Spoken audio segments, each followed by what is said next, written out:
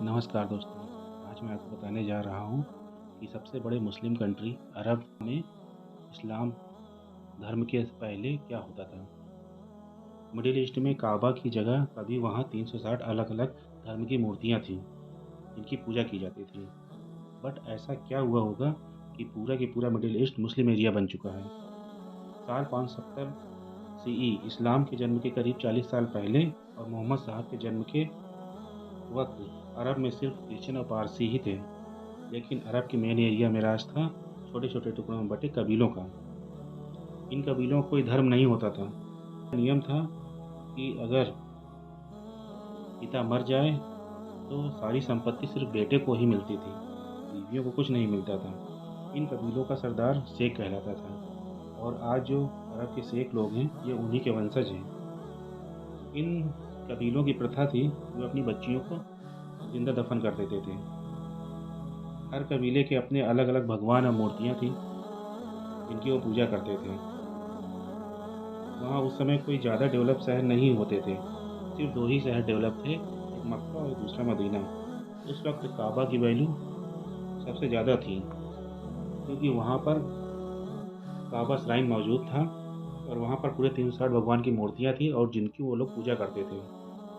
इससे ये पता चलता है कि मक्का इस्लाम से पहले भी काफ़ी पवित्र स्थान माना जाता था और 4वीं सदी में मक्का में जो है कुरैश के नाम के एक कबीले ने कब्ज़ा कर लिया और वो लोग भी मूर्तियों की पूजा करते थे। और हाँ, एक बात और, अरब में जहाँ एक कबीला रहता था, अगर वहाँ से कोई दूसरा कबीला गुज़रता था, तो वो लोग उस कबीले को लूट लेते थे, जिसकी वजह से वहाँ कभी भी शहर डेवलप नहीं हो सके थे। मगर मक्का में कुरैश कबीले के आने के बाद वहाँ शांति स्थापित हो गई और कुरैश कबीला ने तो 1 महीने को नो वार मंथ की घोषणा की और कुरैश कबीला ने ही नो वार मंथ की घोषणा की। और ये मंथ साल का कोई एक स्पेसिफ़िक महीना होता था, जिस महीने में सभी लोग अपने सारे झगड़े और लड़ाई को भूलकर एक साथ मक्का में जमा होते थे और पवित्र जमजम कुएँ का पानी पीते थे, जिससे कि उनकी एकता और मजबूत होती थी। आजकल जो रमज़ान के महीने की तरह इस महीने में आज के रमज़ान के महीने की तरह ही इस महीने भी लोग रूल को स्ट्रिक्टली फ़ॉलो करते थे। और इसके अलावा जमजम पानी पीने के पीछे भी एक साइंटिफिक रीज़न भी है। जैसे कि ज़मज़म पानी में मौजूद है सोडियम, पोटेशियम, मैग्नीशियम और कैल्शियम, जो कि हमारी बॉडी को हेल्थी रखने में बहुत ही महत्वपूर्ण है। इसके अलावा मक्का में आने वाले कबीलों को लूटने से बचाने के लिए ताकि किसी कबीले को कॉन्ट्रैक्ट दिया जाता था कि जो उन कबीलों की रास्तों में हिफाज़त किया करते थे।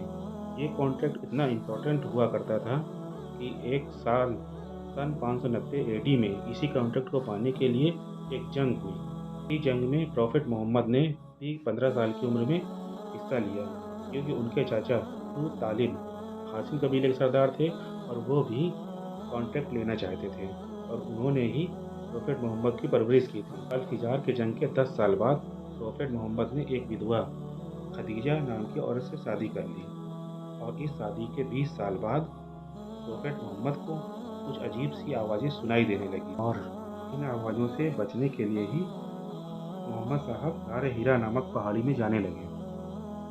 और यहीं इसी पहाड़ी पर मोहम्मद साहब को एक दिन बहुत तेज़ रोशनी दिखाई दी और उसमें से आवाज़ आई कि तुम अल्लाह और इस्लाम के मैसेंजर हो और तुमको इस दुनिया में इस्लाम को फैलाना है।